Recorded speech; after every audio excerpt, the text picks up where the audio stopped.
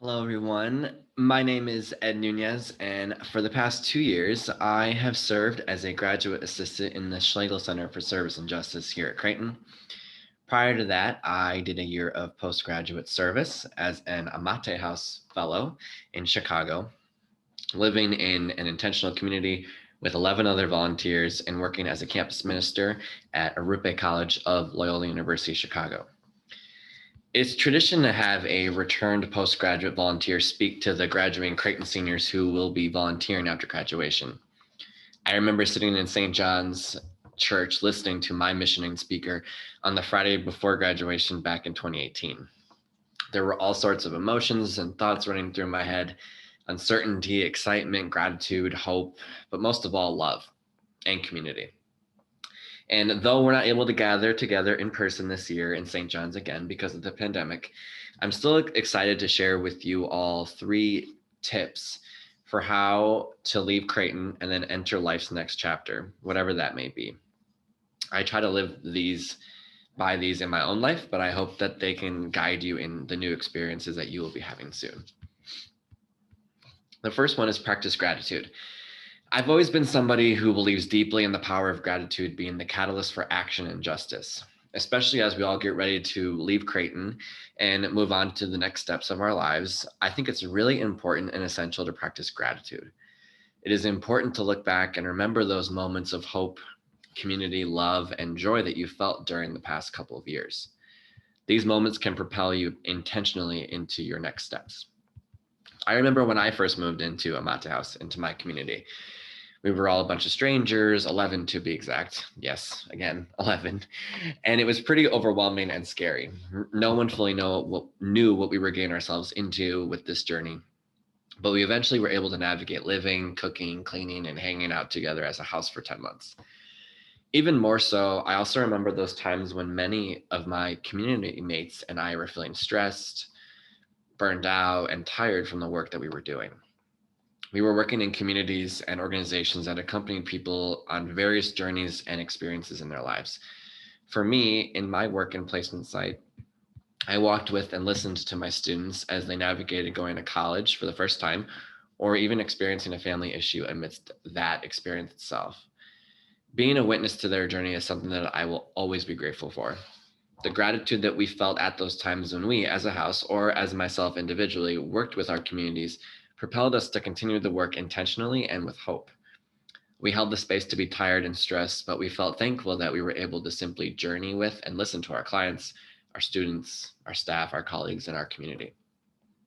Being grateful for that conversation with a friend, or that class you had, or even that experience at Creighton. Maybe it was an SCSJ service and justice trip, or maybe it was a campus ministry retreat. Here, these are the moments to hold dear and to help guide you into your future experiences with an open heart, mind, and spirit. The second thing is to lean on your community. Especially during this past year, the pandemic has really affected all parts of our lives. But most saliently, it has affected the ability for many of us to safely gather in person with others in various aspects of our lives. The pandemic has been isolating, to say the least. So, because of this, I really want to encourage all of you going forward to lean on your friends, family, and others. As my colleague Kelly, the associate director here in the SCSJ, said recently in a presentation we both were at, it is much easier to work for justice and service with others and in a community. I remember a specific instance when my grandmother passed away in December of 2018. I vividly remember telling my housemates about her death. The amount of love, companionship, and compassion that they showed me was so beautiful. Their support made it easier for me to grieve and to remember my grandma in a loving way. My housemates did not sugarcoat her death or the way that I was grieving. No, they listened attentively, hugged me tight, and reminded me of why I was in that community. Not only this, but there were numerous times when I with difficult when I, we had I experienced difficult and tough situations with my organization itself. I especially think of the times when I would listen to a student discuss a family issue or the challenge of just being in school in the classroom. Hearing that made me pause and recognize where I was in this work and why I was doing it. So I leaned on my housemates for support, love, and companionship again. I realized in those moments that the work that I was doing in and with the community is a lot easier to navigate and process when I leaned on them. I was able to be more present and available to my students because my housemates were present and attentive to me. The work cannot be done alone. Through all the challenges of our lives, there is a community there. People who care and want to listen and support and, yes, even challenge you. So when you feel restless or tired or unmotivated in your next year of volunteering, remember that there is a community of friends, family, loved ones, and people from Creighton too, who are here to support, uplift, and accompany you on this journey of service and justice that you are on. And the third thing is to have fun and remember to laugh and take deep breaths. In my mind, life goes by way too fast. And granted, our days go by too fast. Why go through our life and our days trying to get so many things done and not taking the time to have fun, laugh, and take some deep breaths? I especially think with the past year, with the pandemic, it's become so important amidst all the darkness and sadness that has permeated our daily life lately to laugh, to find those moments of hope, and to have fun with your family, your friends, and others. When I was in Chicago, we had so much fun. We all worked full-time jobs. We lived in an old convent together. And when I say old, I mean it was old. And we had to experience many difficult experiences, as I've already talked about already. But nevertheless, we still had fun. Whether it was our house hosting the Halloween party for other volunteer communities in Chicago, or the spontaneous dance parties that we had in the kitchen, or the Easter Sunday brunch in our courtyard, we were able to find those moments of fun, laughter, and relaxation. I'm pretty sure that the Easter Sunday in 2019 with my community was one of the best Easters I've had in my life so far, and I don't think anything can beat it yet. So that is my charge and my call to you all as you enter into the next chapter of your lives soon, where you will live in community, encounter the difficulties of the world, and continue to form your identity and your passions. Remember to have fun through it all. Laugh with your friends. Take a step back during those moments and relish the beauty that is the joy, peace, and hope that is in our lives. I know it may be hard to see, and hear sometimes, but the laughter and the fun that you experience should and hopefully will propel you for the work for justice.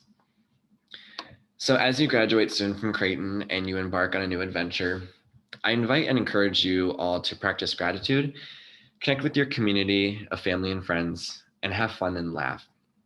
I know many of you who are pursuing this next step, and I know deep in my heart and my soul that each and every one of you are going to make our world a little bit brighter and hopeful just by you existing in it.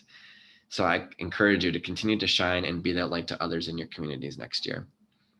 I will end my talk with a brief blessing and a challenge from the Franciscans, and I hope that it is as encouraging as it is for me, and I hope it's encouraging for you as well as you enter into your next steps. Congrats again. May God bless you with discomfort at easy answers, half-truths, and superficial relationships so that you may live deep within your heart. May God bless you with anger at injustice, oppression, and exploitation of people so that you may work for justice, freedom, and peace. May God bless you with tears to shed for those who suffer from pain, rejection, starvation, and war so that you may reach out your hand to comfort them and to turn their pain to joy.